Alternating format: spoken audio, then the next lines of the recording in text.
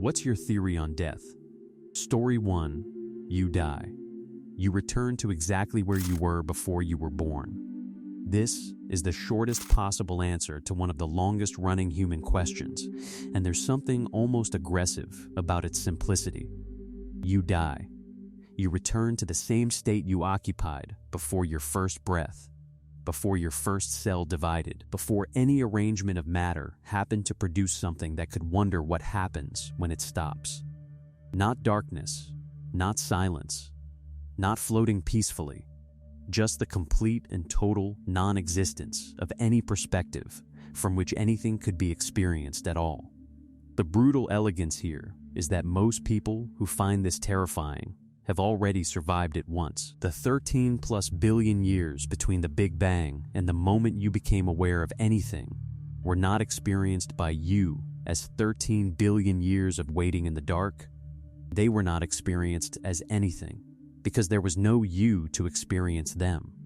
The you that worries about dying has only existed for whatever number of decades you've managed so far. Before that, by this view, was not a long, terrible nothing. It was genuinely nothing. This framing tends to do one of two things to people. It either provides a strange, cold comfort. If non-existence wasn't bad before, why would it be bad again? Or it makes things considerably worse. Because now, instead of fearing what's coming, you're sitting with the realization that the window of experience you're in right now is the aberration, not the default. The nothingness is the default. This brief lit interval of awareness is the statistical miracle surrounded on both ends by an infinite absence of anyone to miss it. What you do with that information is the real question. Story 2, brain off.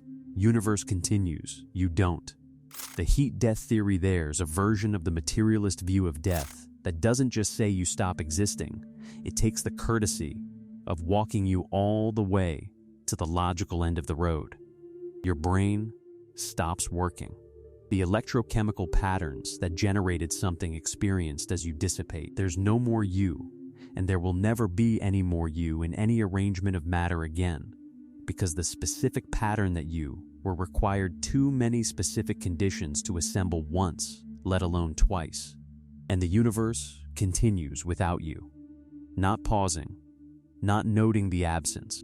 The stars keep burning and eventually stop burning. The black holes slowly evaporate through Hawking radiation across timescales so long they make the current age of the universe look like a rounding error.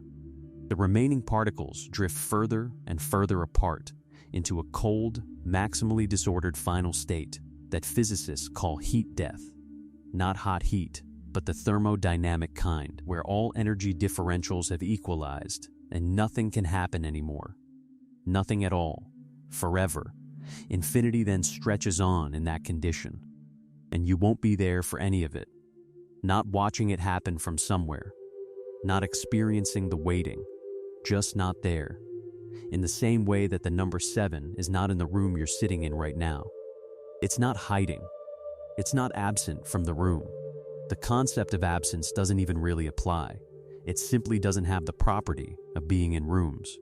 This is the one that tends to produce what philosophers call existential dread, and what everyone else calls lying awake at 3 in the morning, unable to explain why you suddenly feel like the walls are too close together.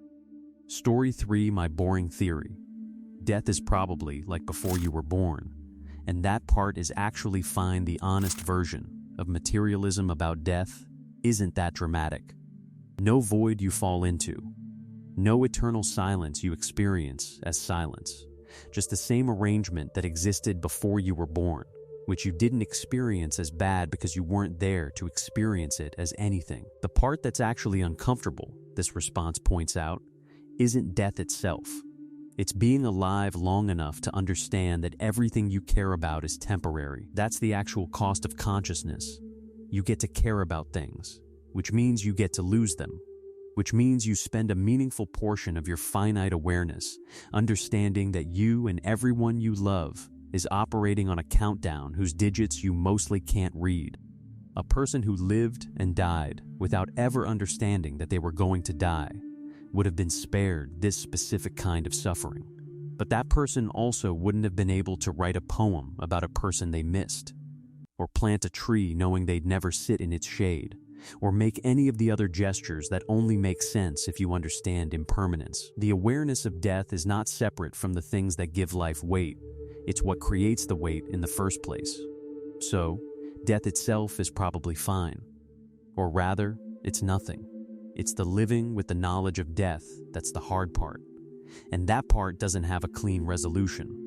You either find a way to sit with impermanence without being crushed by it, or you don't. And the universe doesn't issue refunds either way. What makes this the boring theory is that it doesn't promise anything interesting on the other side. What makes it the most widely shared private position is that it's probably the honest one. Story 4, consciousness, is what the brain does. When the brain stops, you stop. This is the position that neuroscience, as a field, has been converging on for about a century, and it is still remarkably unpopular at parties. Consciousness is not a separate thing that lives in the brain like a ghost lives in a house. It is an emergent property of the brain's activity, something that arises from the extraordinarily complex electrochemical processing happening across roughly 86 billion neurons and the trillions of connections between them. It is what a brain of sufficient complexity does, the way flight is what a bird does, not a separate property the bird contains. This view doesn't actually require that consciousness isn't real or meaningful. Emergent properties can be perfectly real. The wetness of water is an emergent property of hydrogen and oxygen molecules that neither molecule individually possesses. That wetness is not somehow less real because it emerges from a physical arrangement. By the same token, the experience of being you, the warm, specific, continuous sense of a perspective existing, is real. It's just not independent of the physical system generating it. When the physical system stops, the emergent property stops. No brain activity means no person. Not a person waiting somewhere else. Not a person asleep. The specific pattern of activity that constituted a particular person, their memories, personality, preferences, the specific tone of their inner voice, simply ceases. The atoms that constituted the brain don't cease. They continue as atoms do, redistributed into other arrangements. But the specific pattern those atoms were maintaining, which was the person, is gone. For people who find comfort in the idea of a continuous self that persists beyond physical death, this is a difficult position to sit with. For people who find comfort in clarity, it has a kind of grim cleanness to it that other theories don't offer. Story 5, you remember before you were born? That's it. But my grandfather said see you at 95. The intellectual answer is the one most people who've thought about it arrive at. Death is like before you were born. The same blank non-experience that preceded your arrival is presumably what follows your departure. And this person believes that. They say so explicitly. Nothing. They still believe nothing. But they also have a grandfather who appeared in a recurring dream, waiting by the sea, asking them to come. And the last time he appeared, he said, see you at 95. This person is 61 now. The dream stopped after that. They were briefly afraid he might have meant 59, a misunderstanding that would have rendered the dream a warning instead of a promise. They passed 59. They're now working on the theory that they have until 95, and that whatever the dream was, it was benign. None of this is offered as a conversion from materialism.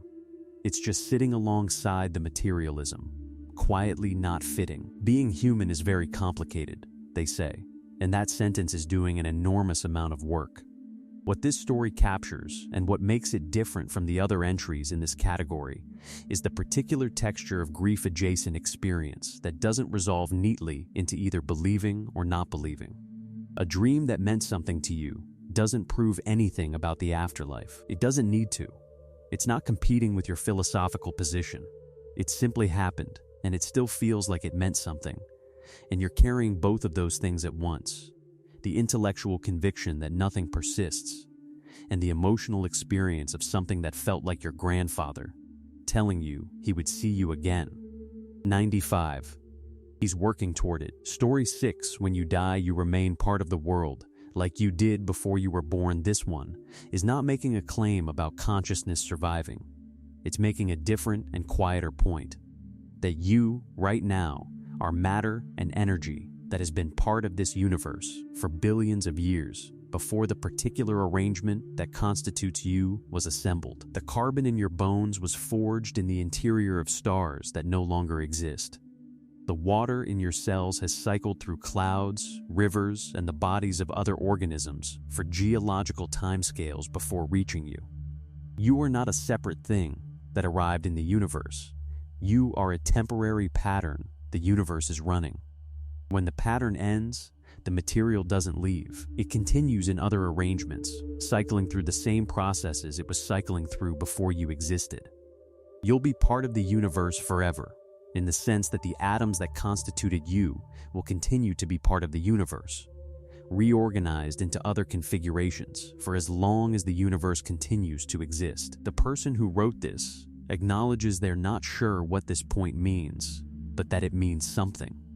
That's an unusually honest place to land. Most theories about death know exactly what they mean.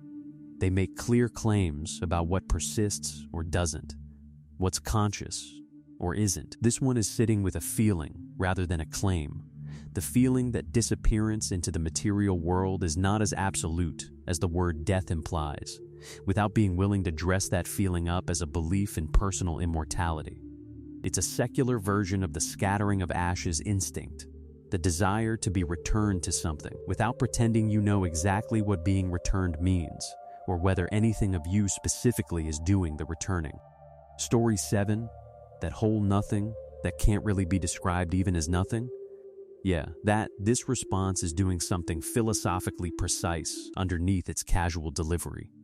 The nothing before you were born isn't nothing in the way an empty room is nothing. A room with an absence you can conceptually enter and fill. It's nothing in a more fundamental sense. A nothing without a container, without a before or after, without a vantage point from which to register the absence of anything. The nothing that can't really be described properly, even as nothing. Language fails here in a specific way. When you say the word nothing, you still invoke a concept. And invoking a concept suggests a mind doing the invoking. The state being described is the one where the mind doing the invoking doesn't exist. So you can't really point at it. You can gesture toward the memory of not sleeping, not dreaming, not waiting, except that memory doesn't actually exist either, because there's no experience of the pre-birth state to subsequently remember. You have no memory of it, not because it was forgettable, but because there was no you to form memories. The delivery of this response, the casual tone, the ya-no, is doing real work. Look, we don't need to make this more complicated than it is. You've already experienced the relevant state. It wasn't experienced by you as anything. Death is just a second instance of the same condition. For people terrified of death, this is either clarifying or just annoying. Probably clarifying, eventually, once the initial annoyance passes. The argument doesn't make death less permanent, but it does, somewhat, make it less unprecedented. You have been in this situation before. You managed fine. You weren't there to notice otherwise. Story 8, hearing is the last sense to fade. What the dying may still be processing this is one of the more practically significant facts in end-of-life neuroscience, and it has direct implications for how we talk around. And, 2, people who appear to be dying.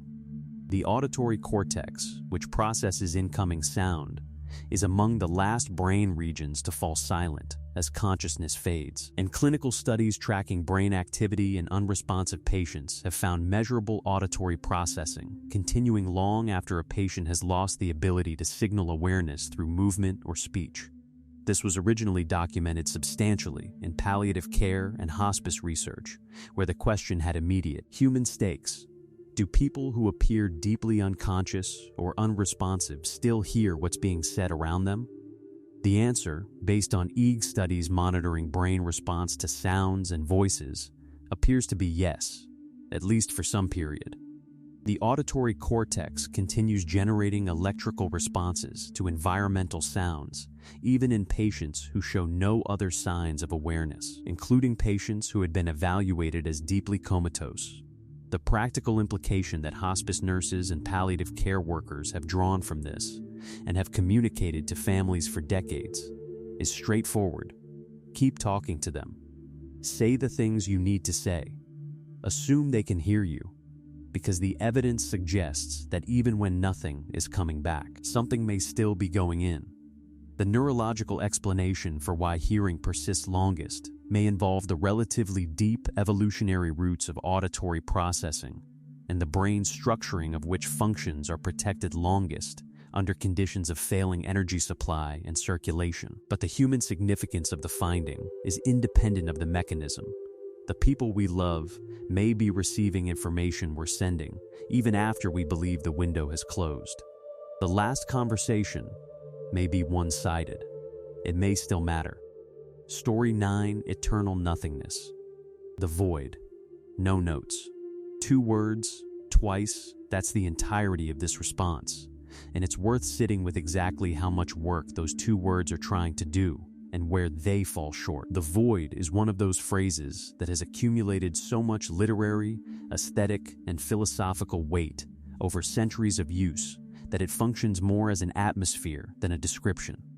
You've seen it in poetry, in philosophy, in the names of metal bands, in the way certain people gesture at the ceiling when they're trying to explain something they don't have words for. It carries genuine dread.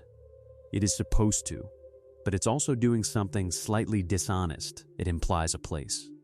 The void. Somewhere you go, or somewhere things go when they end. A location with properties, specifically the property of being empty. The actual materialist position on death doesn't permit the void as a destination. There is no going anywhere. There is no there. The void, taken literally, is still a container. Vast, empty, dark, but a container. And you, in this view, are not inside any container. You simply don't have the property of being anywhere.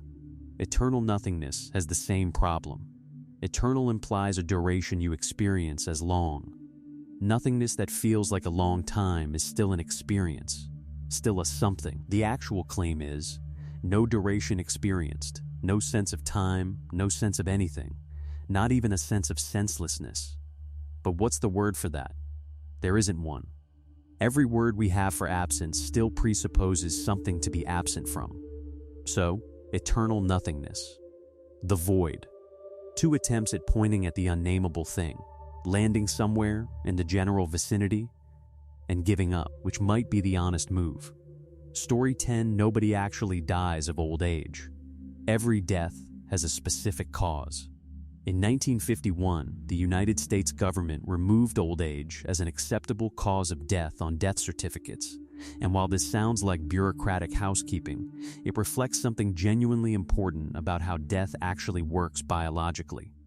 You do not die of being old. You die of something specific that being old made you more susceptible to. A heart that gave out, a lung that failed, a blood vessel that ruptured, an immune system too depleted to fight off a pneumonia that a younger body would have managed. This matters for a few reasons. At the clinical level, it forces precision, documenting the actual mechanism of death, coronary artery disease, sepsis, respiratory failure, generates data that can be analyzed, researched, and ultimately used to develop interventions.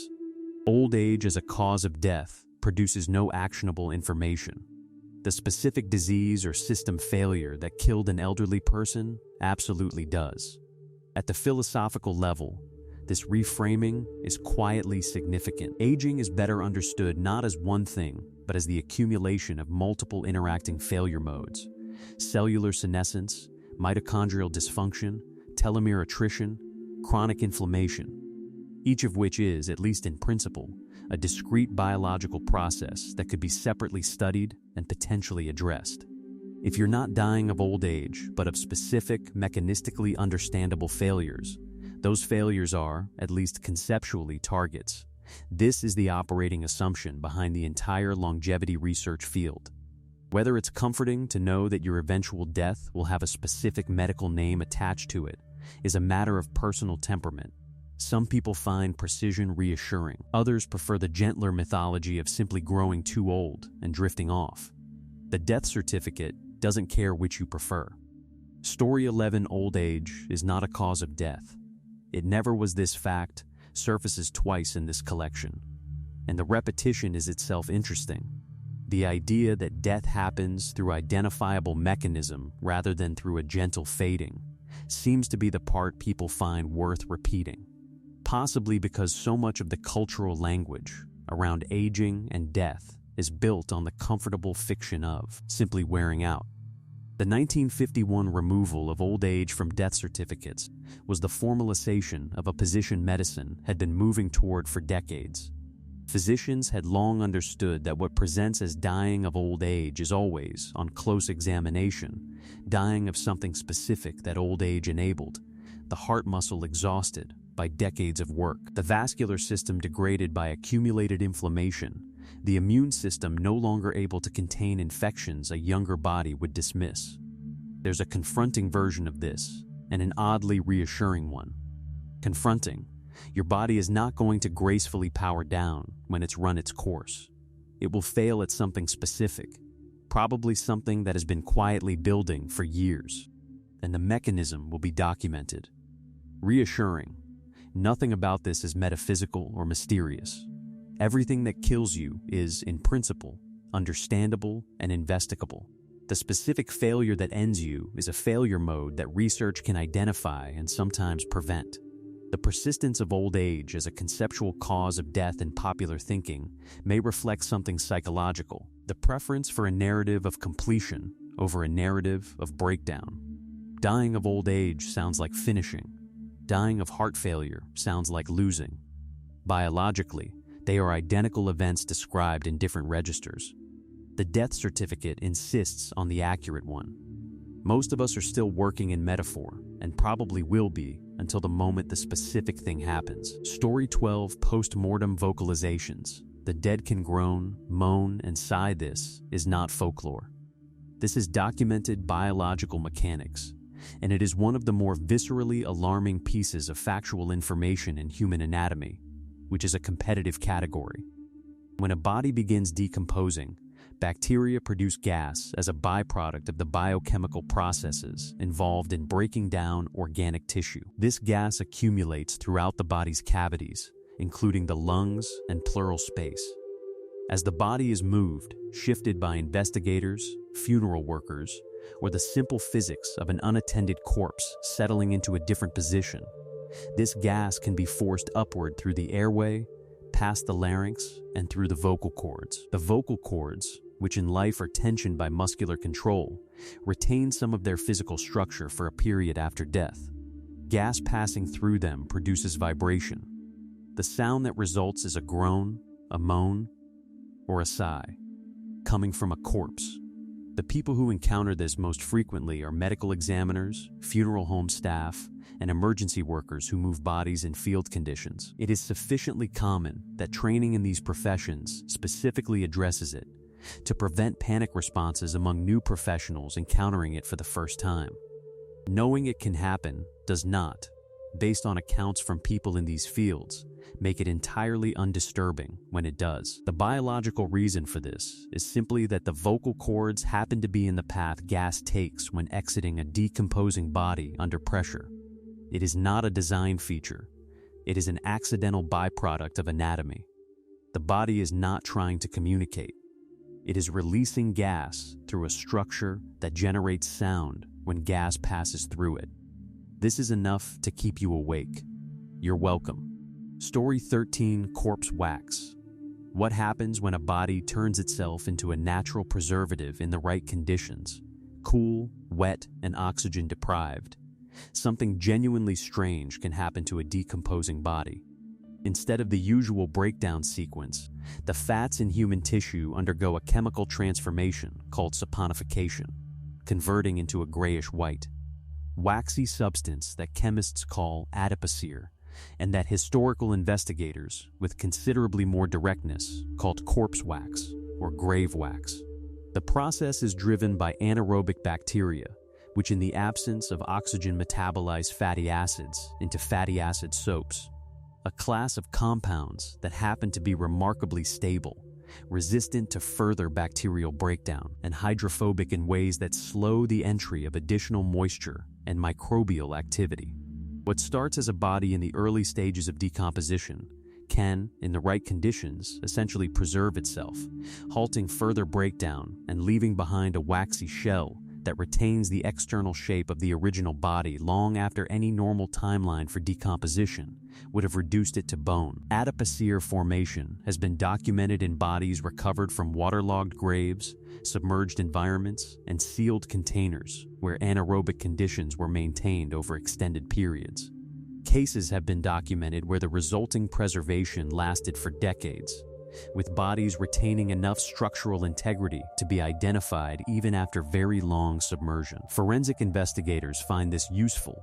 Adipocere preservation can allow identification and analysis well beyond the normal window for such work. The most famous documented example involved bodies recovered from old urban cemeteries when construction work in European cities required excavation, where coffins buried in naturally waterlogged clay soil had produced adipocere preserved remained centuries old. History accidentally preserved by its own chemistry. A different kind of mummy, natural, inadvertent, and considerably more unsettling than the deliberate Egyptian kind. Story 14, the decapitation window. How long consciousness might persist after a severed head. This is one of those questions that sounds like it belongs exclusively in horror fiction, but has actually been the subject of genuine, serious neurological inquiry, partly because the French Revolution's enthusiastic use of the guillotine generated a wave of disturbing first-hand accounts and philosophical speculation about what, if anything, a decapitated person experiences in the moments afterward. Contemporary neurological understanding gives us the framework for thinking about this more precisely. The brain, deprived of blood flow, does not lose function instantaneously. Cerebral oxygen reserves continue to support neural activity for a brief period after circulation is interrupted. And the relevant research, including studies on patients who experienced sudden cardiac arrest with rapid resuscitation, suggests this window is somewhere in the range of 15 to 20 seconds before oxygen deprivation causes loss of consciousness and then cessation of brain activity.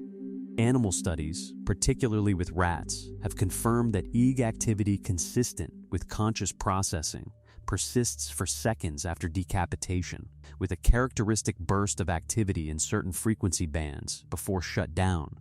Activity patterns that in other contexts are associated with aroused, wakeful states rather than unconscious or dying brain states.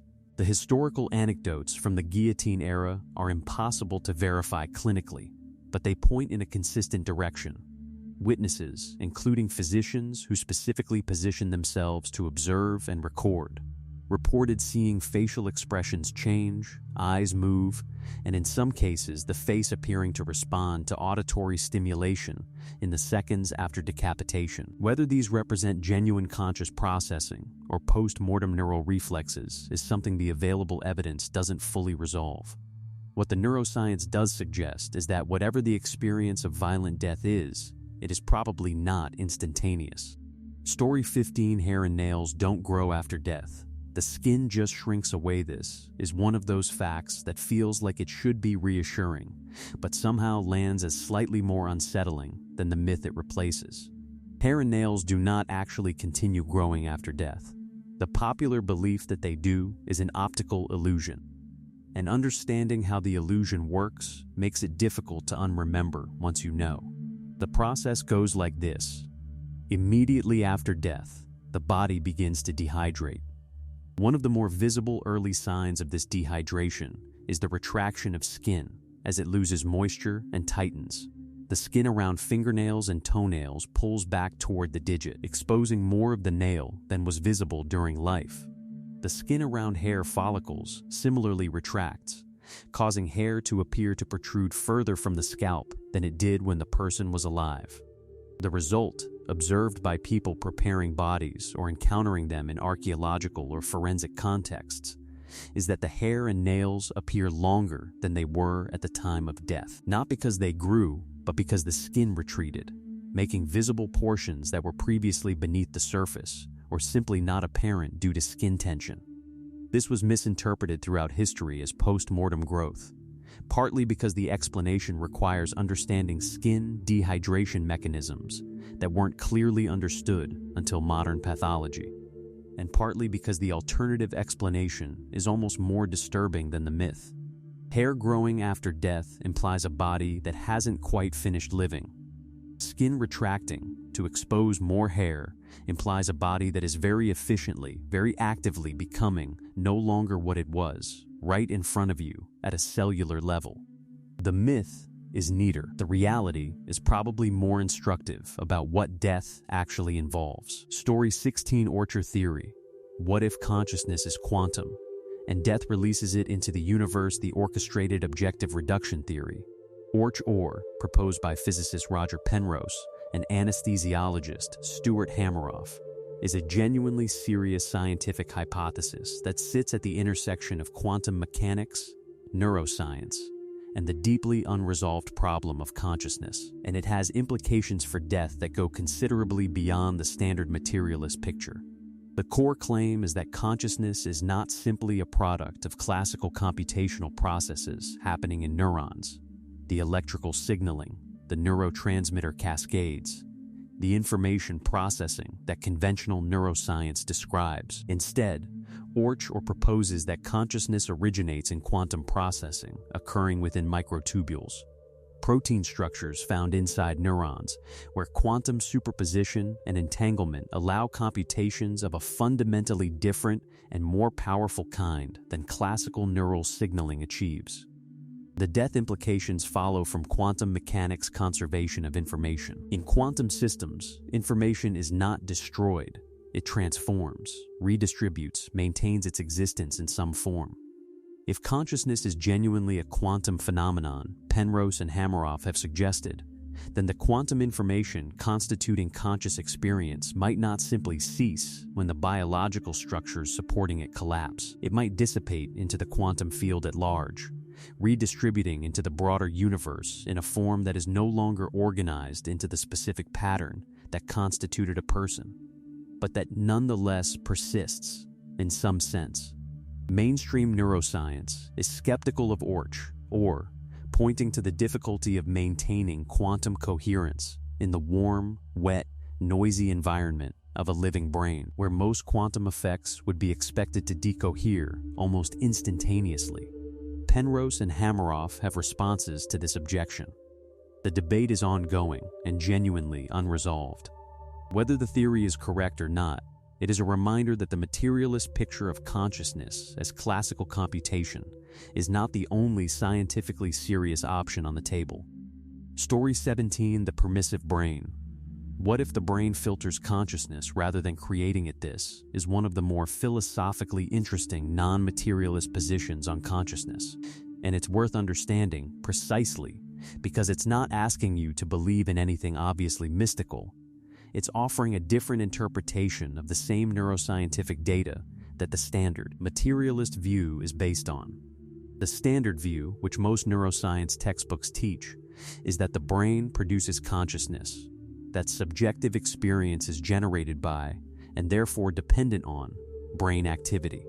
The evidence cited includes the fact that damage to specific brain regions produces specific deficits in conscious experience, that anesthesia eliminates consciousness, and that all of the variation in mental states correlates reliably with variation in brain states. The filter or transmission theory accepts all of this evidence and interprets it differently.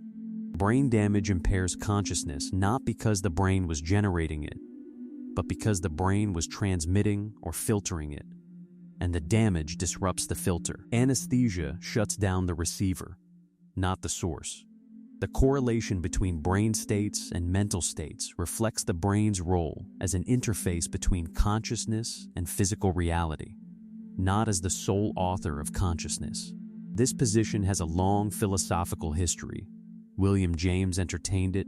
Henri Bergson developed versions of it. and it resurfaces periodically in serious philosophical and consciousness studies literature. Under this view, death doesn't end consciousness, it breaks the receiver.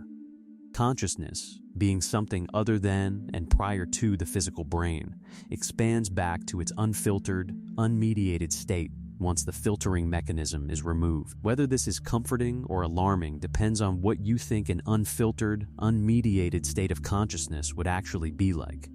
It is not obviously better than having a brain. It is, on this account, at least not nothing. Story 18, The Egg Theory. You are every human who has ever lived. Becoming God the Egg is a philosophical short story by Andy Weir, but it has circulated so widely as a standalone thought experiment that most people who know it have no idea who wrote it, which is its own interesting footnote.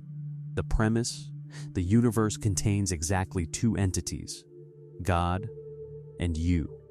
Every human life that has ever existed, every person throughout all of history, every person who will ever live is a different reincarnation of the exact same soul, experiencing the full breadth of human existence sequentially, one lifetime at a time, until it has accumulated enough experience and perspective to mature into something that understands the whole. The punchline is that when you die and meet God, God explains this, and you realize that every person you've ever hurt was also you. Every person you've ever helped was also you. Every victim and perpetrator in all of history was the same consciousness that is currently having this conversation with its creator. Empathy becomes not a moral virtue, but a form of accurate perception. Cruelty toward others becomes literally self-harm. The theory's appeal is that it makes moral sense of everything in a single move. Suffering is not inflicted on others. It's distributed across iterations of yourself. The comfort is that nothing is ultimately lost, because all experience feeds into the same growing soul. The disturbing implication is that you have already been Hitler, and have already been every person Hitler killed, and will be again, and that all of this is part of a curriculum whose purpose is your eventual graduation into divinity. This is not presented as literally true by most people who share it. It's presented as a beautiful, coherent structure for thinking about the relationship between individual and universal, a mythology that earns its keep through the empathy argument, regardless of whether anyone actually believes in it as metaphysics. Story 19, You Don't Have to Actually Be Dying to Have a Near-Death Experience. One of the findings that most complicates the simple interpretation of near-death experiences as glimpses of an afterlife is also one of the most interesting things about them. You don't actually need to be near death to have one. Studies of people who survived falls, who believed for a period of time that they were about to die, or who experienced sudden and overwhelming psychological terror, have documented the same constellation of phenomena reported by people whose hearts actually stopped. Tunnels of light, a feeling of leaving the body, encounters with presences, a sense of profound peace, or of arriving somewhere significant. The landmark research here, conducted across multiple institutions and involving both cardiac arrest survivors and people who experienced other forms of near-death fear states, consistently found that the specific content of near-death experiences is largely invariant across these groups, the same elements in roughly similar proportions, regardless of whether the person's physiology was actually shutting down or simply believed it might be shutting down. This finding cuts in two directions. For people who interpret near-death experiences as evidence of an afterlife, it's a problem. If the experiences occur without actual proximity to death, they're more plausibly explained as a particular kind of neurological state generated by severe stress or hypoxia, rather than as windows into a realm accessed only by dying. For people interested in the phenomenology of consciousness specifically, it's fascinating. Whatever near-death experience is, it represents a coherent, reproducible, apparently meaningful category of experience that the brain can generate under specific circumstances. And understanding what generates it tells us something significant about consciousness, whether or not it tells us anything about what happens after it ends. The experiences are real experiences. The interpretation of what they mean about the structure of reality is where the genuine uncertainty lives. Story 20, Cotard's Delusion.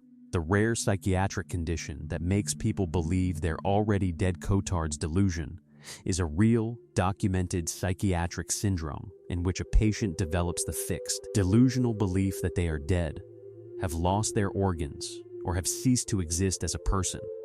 It is not a metaphor. Patients with Cotard's delusion will tell you, with complete sincerity and internal consistency, that they are a corpse, that they have no heart or stomach or blood, that they should not bother eating because corpses do not require food. They do not believe this in the way people hold most beliefs, loosely, subject to revision under new information. They believe it the way people know their own name. The condition is named after Jules Cotard, the French neurologist who documented cases in the 1880s, and it typically appears in the context of severe depression, psychosis, or certain neurological conditions, including some following brain injury or encephalitis. The neuroscience behind it involves disruptions to the connectivity between brain regions responsible for visual recognition and emotional response. A failure mode where the processing of faces and familiar environments no longer generates the automatic feeling of familiarity and self-connection that normally accompanies recognition. Without that effective grounding, the brain generates a theory that explains the unusual absence of feeling. I must not be here. I must not be real. I must be dead. The result is a person who is alive and knows, intellectually, that they appear to be alive, but who experiences existence in a way entirely consistent with what they understand death to involve. No internal feeling, no connection, no aliveness in the phenomenological sense that living normally feels like something. The conviction follows from the experience rather than contradicting it. It is, in a strange way, one of the most direct windows available into what consciousness is doing when it produces the sense of being alive. Story 21: Zoroastrian Sky Burials. Returning the dead to the sky through silence in the Parsi tradition. The Indian Zoroastrian community descended from Persian Zoroastrians who fled to India following the Arab conquest of Persia. The traditional method of disposing of the dead is one of the most ecologically considered burial practices in the world, and one of the most misunderstood by outsiders encountering descriptions of it. The practice involves placing the deceased on circular stone platforms called Towers of Silence, or Dakma, built on elevated ground away from populated areas. The body is left exposed, and vultures, now increasingly scarce in India due to poisoning through diclofenac in livestock, historically consumed the soft tissue within hours. The remaining bones, bleached by sun and air, eventually crumbled and were collected into a central pit at the tower's base, where they became part of the earth. The theological motivation is the preservation of purity across all elements: earth, fire, water, and air. Burying a body contaminates the earth with decomposition. Burning it, in a tradition where fire is sacred, is blasphemy. Placing it in water contaminates waterways. The tower allows the body to be received by the sky and by creatures considered spiritually connected to the intermediary realm between life and death, without polluting any of the sacred elements. The practice is currently under significant practical pressure because vulture populations in India have collapsed by over 95% due to widespread use of the veterinary drug diclofenac, which is lethal to vultures. Without vultures, exposure on the towers is far slower and less complete. Some communities have experimented with solar concentrators to accelerate desiccation. The tension between an ancient practice built around a specific ecology and that ecology's contemporary collapse is its own kind of story about death, time, and what we build our rituals around assuming will always be there. Story 22: The 350,000-year-old pit.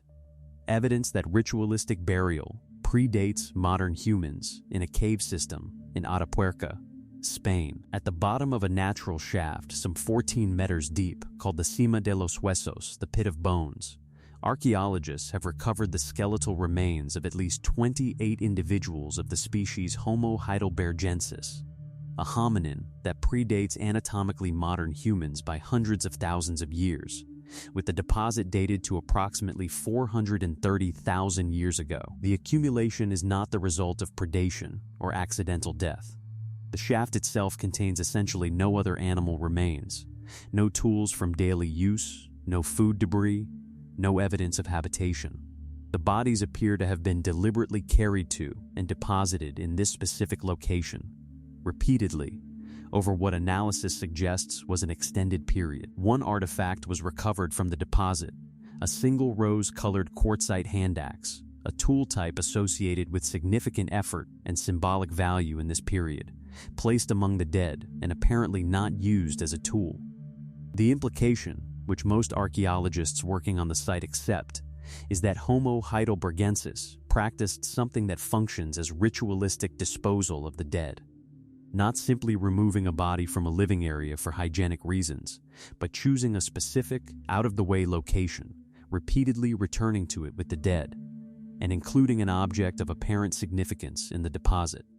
This suggests the capacity for the kind of symbolic, anticipatory thinking about death that we typically associate with modern human cognition, appearing in a population hundreds of thousands of years before anatomically modern humans existed.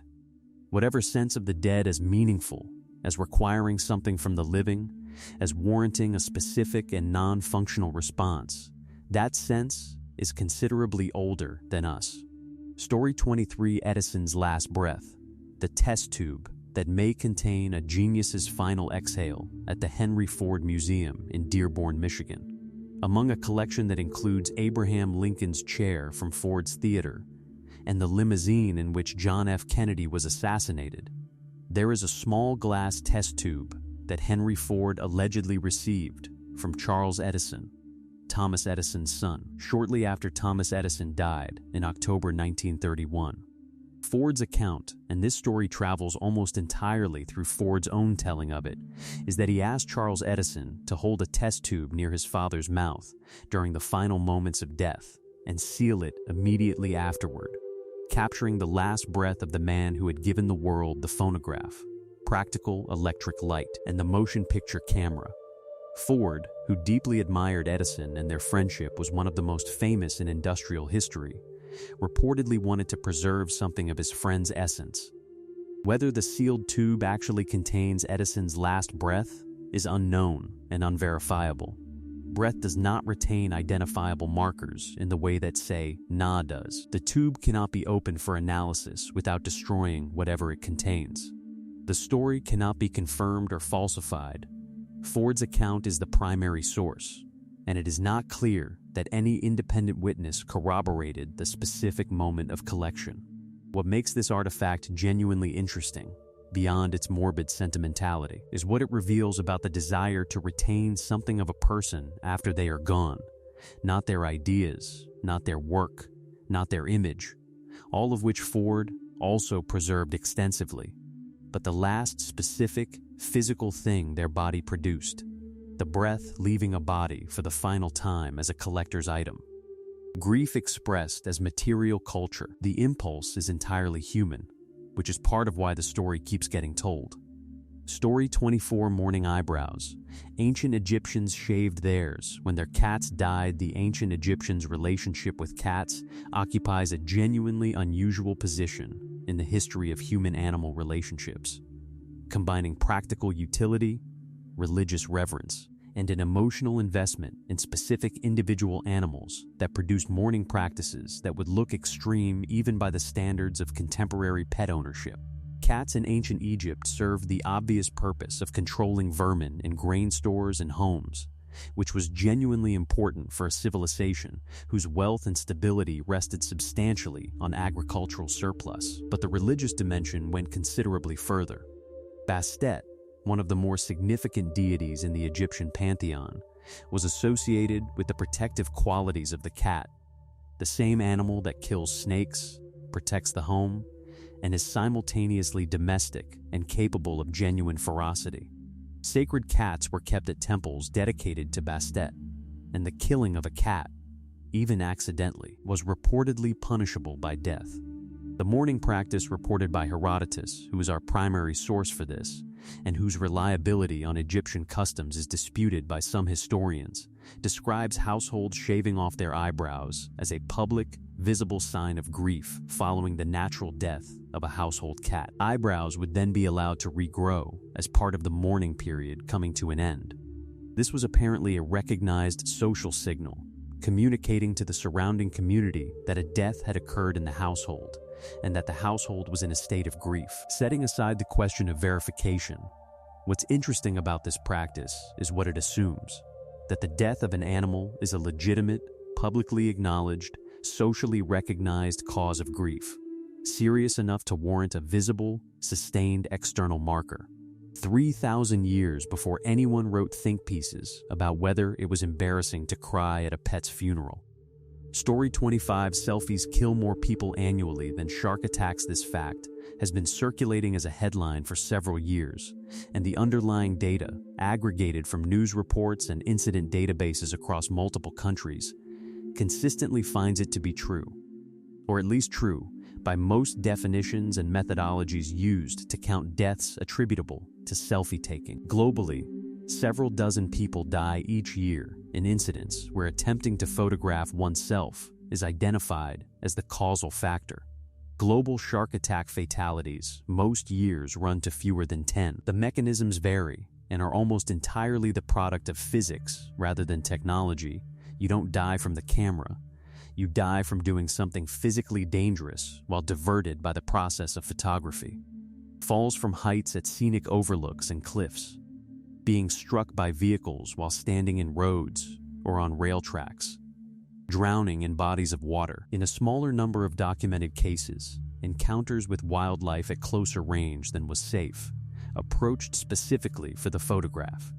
In one documented category, interaction with weapons, a small but recurring number of fatalities involve someone posing with a firearm in a way that results in an accidental discharge. The comparison to shark attacks is specifically useful as a context setter for risk perception, which is one of the more reliably unreliable human cognitive functions. Sharks generate enormous cultural fear, maintained partly by the availability heuristic. Dramatic shark attack coverage is memorable and emotionally salient in a way that is wildly disproportionate to the actual frequency of shark-caused human death. Meanwhile, the dozen or so people who will die this year falling off a cliff while trying to get the shot in their rear-facing camera don't generate anything like the same cultural attention.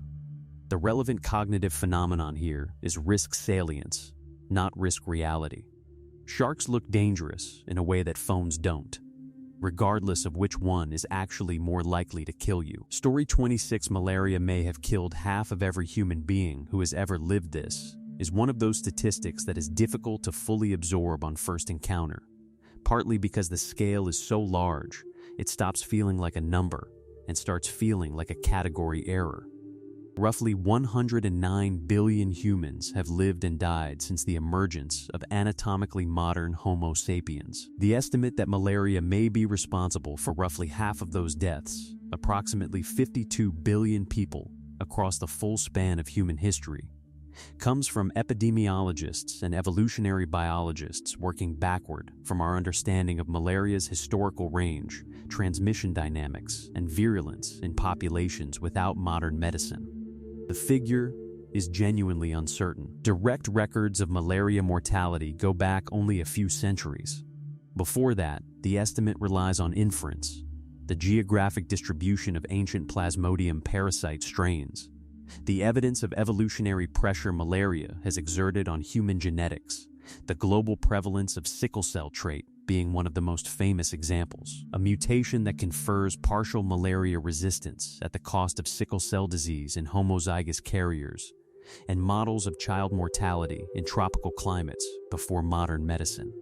What evolutionary genetics can confirm is that malaria has been generating survival pressure on human populations for so long and so consistently that it has shaped our genome in directly measurable ways that persist across contemporary populations. An organism that has been killing us for long enough leaves marks in our DNA that persist long after we develop treatments against it. To put it differently, Every human alive today who carries a genetic trait that was shaped by malaria resistance is carrying, in their cells, a record of how many people this parasite killed before them. We are, partially, the survivors of a 50,000-year epidemic we're still in. Story 27: 109 billion people have died. The living are 7% of everyone who has ever existed.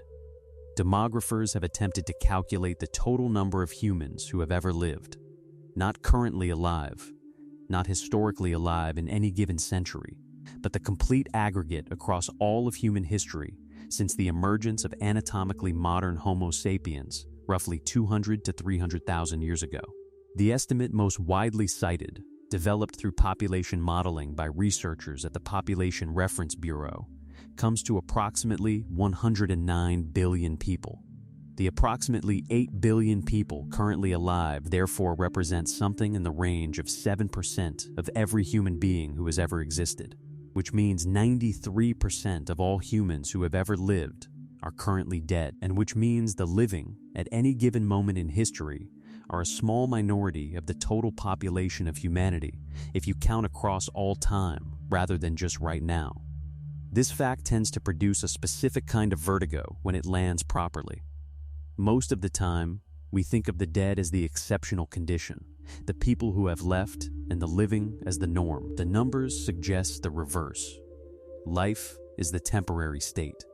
Being dead is what the overwhelming majority of all humans who have ever existed currently are, and have been for varying durations, ranging from hours to hundreds of thousands of years. The practical upshot of the 109 billion figure is also worth sitting with. Essentially, all of them experience something recognizable as human life: love, fear, hunger, loss, wonder, and left nothing recoverable. The documentation we have covers a thin slice of the most recent few thousand years in a handful of languages from a fraction of the places people lived. The overwhelming majority of what has ever been thought and felt by a human being is completely, permanently gone. This is both devastating and, somehow, company. Story 28: traditional burial is pumping 827,000 gallons of toxic fluid into American soil every year. Modern American burial practices have a chemistry problem that rarely comes up at funerals, which is a somewhat ironic place for it not to come up.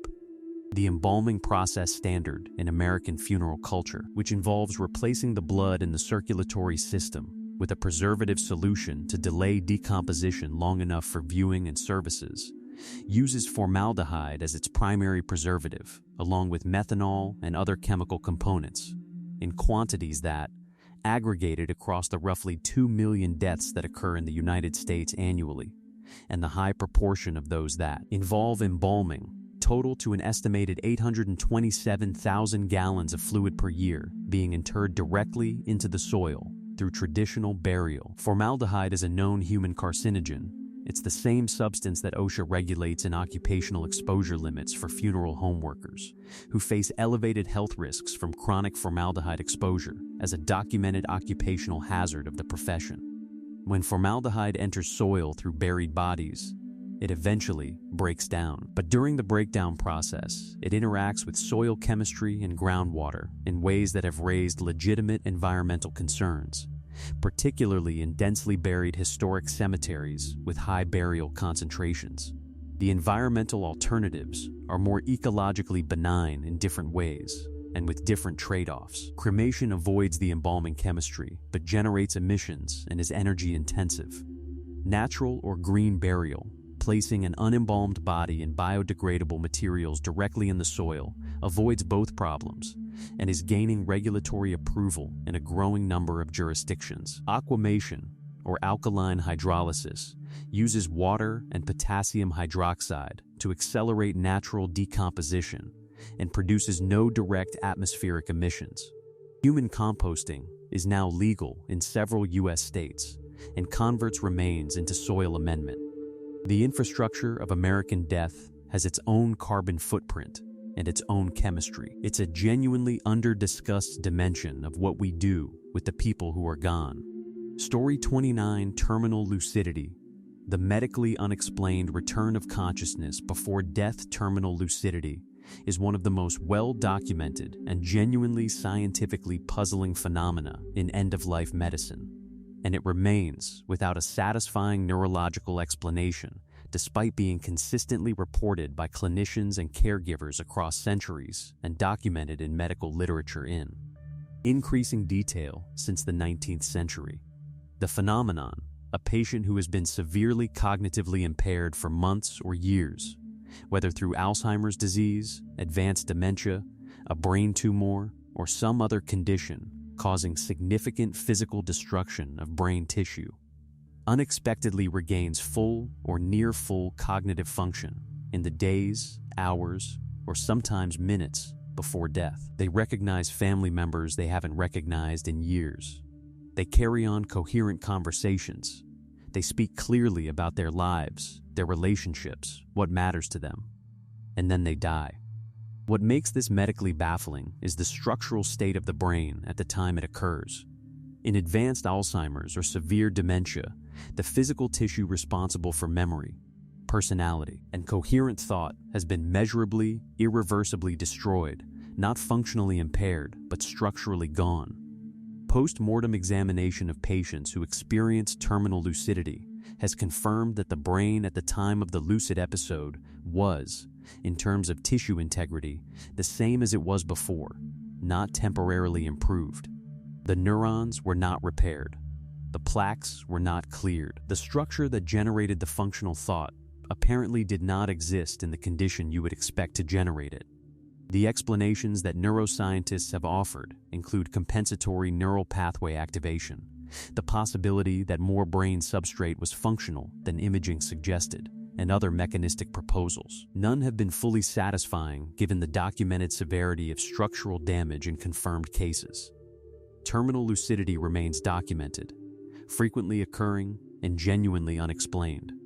Story 30: over 1,000 genes activate after clinical death and stay active for up to 48 hours. Death is not a moment. Or rather, it is a moment. Clinical death. The cessation of heartbeat and breathing. But what follows that moment biologically is not a simultaneous, coordinated shutdown of everything.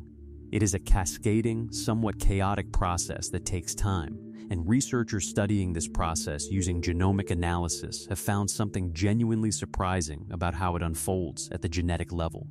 Studies examining gene expression in tissues after clinical death, using animal models and, in some forensic contexts, human tissue, have found that over 1,000 individual genes do not go quiet at death, but instead become significantly more active, ramping up expression of specific proteins in the hours following clinical death, sometimes remaining active for 24 to 48 hours before finally falling silent.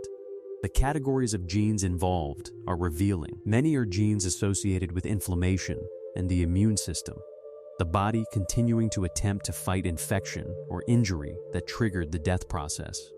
Some are associated with cellular repair and stress response, the body's attempt to fix damage that is already irreversible. Some are associated with development and embryonic growth, genes that are typically active only in early foetal development and are normally silenced in adult tissue, a category whose post-mortem activation researchers find particularly puzzling, with proposed explanations involving the relaxation of epigenetic suppression mechanisms as cellular homeostasis fails. A subset of the genes that activate after death are also associated with cancer, the same cellular growth and proliferation programs that, when activated inappropriately in a living body, produce malignant tumors. The post-mortem activation of these genes has implications for transplanted organs and tissues, since understanding what gene expression changes are occurring in donor tissue between death and transplantation may help improve transplant outcomes. The body is still doing something after it has stopped being alive. It is just doing it without coordinating any of it with any purpose. Story 31: optography. Police used to photograph the eyes of murder victims to find the killer. Optography was the theory that the human retina, at the moment of death, functioned as photographic film, permanently imprinting the last image seen by the dying person onto the retinal tissue in a way that could subsequently be revealed by chemical development and photographed, providing investigators with a literal snapshot of the killer's face or the last thing the victim witnessed. The theory was not fringe speculation. It was taken seriously by researchers including Wilhelm Kné, a German physiologist who conducted experiments in the 1870s photographing rabbit and human retinas after death, and believed he had recovered identifiable images from the tissue, including one from a guillotined criminal. Kné published his findings. His methodology was discussed in legitimate scientific publications, and the concept attracted genuine investigative interest. Police in multiple countries attempted to photograph the eyes of murder victims in the hope of recovering usable evidence.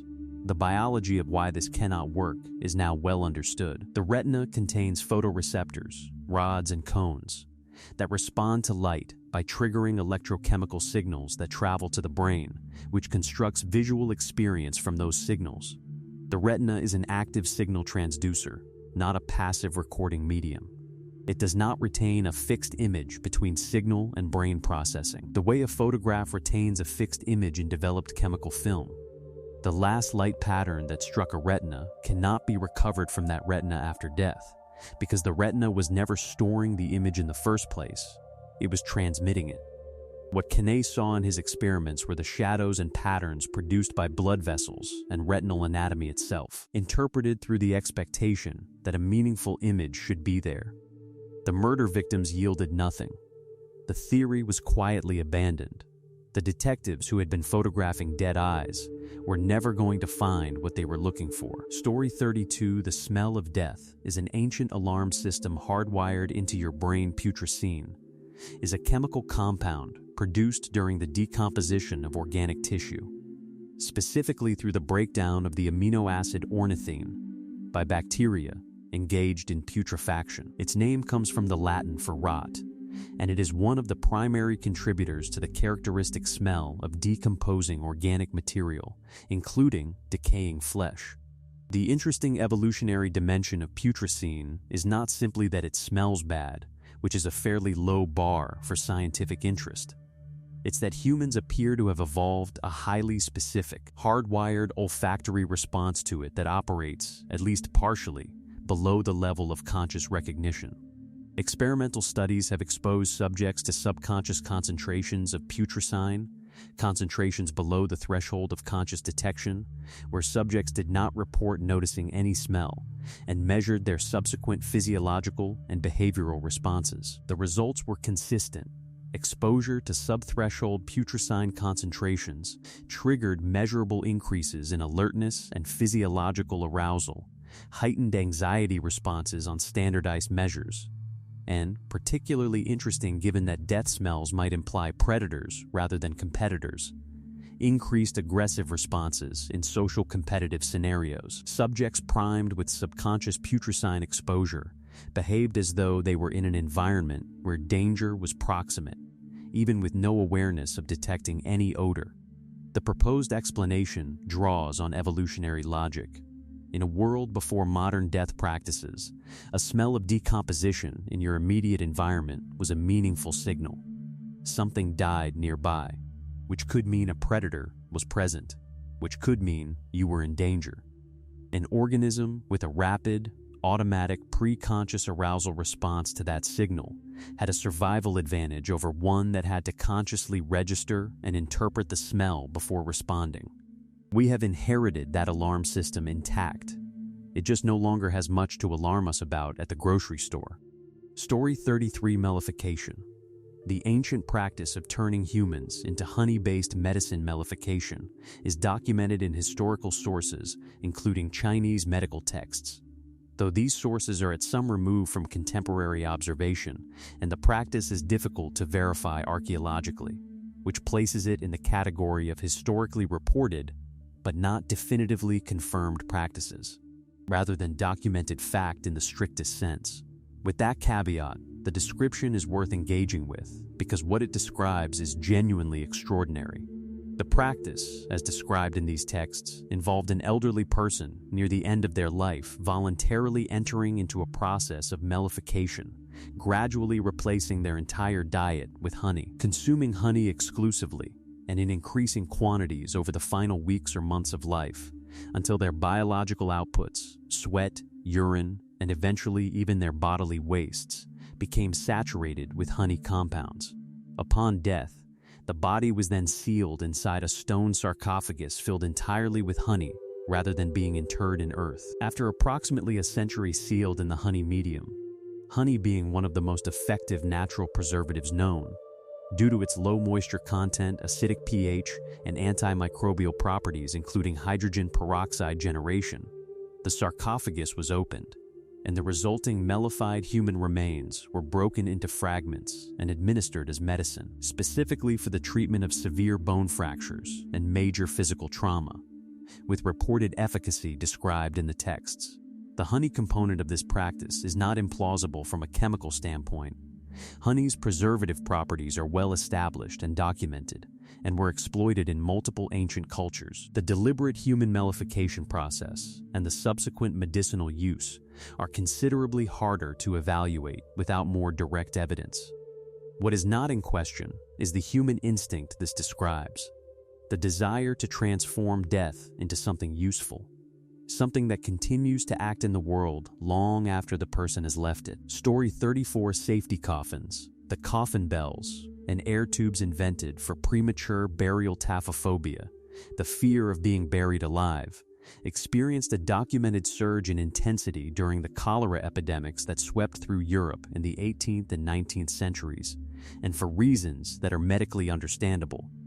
Cholera, in its severe form, produces profound dehydration and metabolic collapse that can reduce a person to a state of apparent death, unresponsive, with barely detectable pulse and respiration, before they either actually die or recover. People were being declared dead and buried, who later turned out not to have been dead at the time of burial, a fact confirmed by later exhumations for various administrative reasons that revealed positions and evidence of distress inconsistent with death at the time of interment. This was not purely hysterical anxiety. It was a legitimate concern grounded in the actual diagnostic limitations of the period, in which pronouncing death relied on clinical observation of pulse, respiration, and responsiveness, without the benefit of cardiac monitors, EEG, or other instruments that make contemporary misdiagnosis of death essentially impossible under normal clinical circumstances. The market response was the safety coffin. A variety of patents were filed across Europe and the United States for coffins equipped with mechanisms allowing a prematurely interred person to signal their survival. These included air tubes that connected the buried coffin to the surface, feeding tubes for the same purpose, and most famously, rope systems connecting a bell on the surface to the interior of the coffin, so that movement inside could ring a bell above and alert a cemetery watchman. Whether these devices were ever activated by a living person buried in error is unknown. Documented cases of survival from safety coffin activation are, as you might expect, extremely difficult to verify. What they represent is a society so anxious about a specific failure mode of death that it created an entire product category to address it, and a genuinely functional market for that product across multiple decades. Story 35: Solipsistic Oblivion. When you die, the entire universe dies with you. Philosophical solipsism, in its most basic form, holds that the only thing that can be directly and certainly known to exist is one's own mind and its contents. Everything external, other minds, the physical world, the universe, is inferred rather than directly known. An inference can be wrong in ways that direct acquaintance cannot. You know your own experience from the inside. Everything else is a hypothesis about the source of that experience. From this starting position, a specific and fairly vertiginous implication follows regarding death. If the universe as experienced is the universe as constructed by a particular conscious perspective, and that perspective ceases, then the universe as experienced ceases with it. Not merely your experience of the universe itself, insofar as its existence is dependent on the experiencing of it. The variant called solipsistic oblivion takes this further. All of human history, every star and galaxy and particle interaction, the deep past and the distant future, exists only as content within or as inference from a single conscious perspective. Yours, the universe, does not continue after you die. It collapses because the observer platform that was generating it has shut down. Not from the perspective of other people, from the perspective of the only thing that was ever certainly real, your own experience. There are no other people continuing after you because there was never anyone else in the way there is you. This is, philosophically, a coherent if deeply uncomfortable position. It has few defenders in professional philosophy, precisely because it is practically unfalsifiable and involves a kind of epistemic self-importance that is difficult to argue for without sounding like you've missed something. But as a thought experiment about what it would mean to take the uncertainty of external reality seriously, it is one of the stranger destinations philosophy can lead you to, and it produces a very specific kind of existential vertigo that no other theory of death quite manages.